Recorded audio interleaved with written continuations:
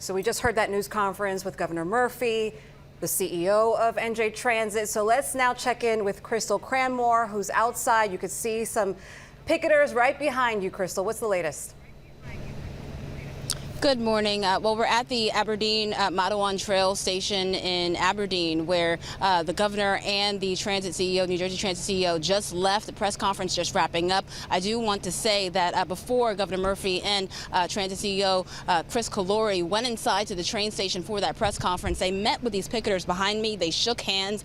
Everyone seemed very cordial. But the governor kicking off that press conference saying, quote, "It did not have to come to this." He says that his administration worked very hard to prevent this from happening, and now they have to work around the clock to accommodate the thousands, the hundreds of thousands of New Jersey Transit users at this point as a result of this strike. Now, you mentioned earlier in our earlier reporting that there was a deal, according to Governor Murphy, on March 10th that they did strike with the union.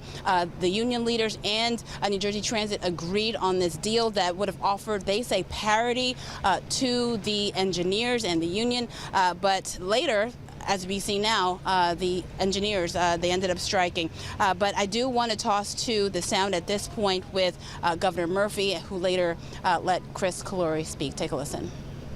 It did not have to come to this. What the people of New Jersey need right now is for the members of the BLET to step up and meet their obligations to the public. This is not about not giving them a fair wage. It's about how do you do it in a fiscally responsible manner that doesn't bankrupt New Jersey Transit and puts it on a death spiral. We haven't seen a pay raise since 2019, through some of the highest inflation that we've seen in a long time, in one of the areas of the country with the highest cost of living. So certainly we're struggling, and we need to be at a wage that is similar to where everyone else is.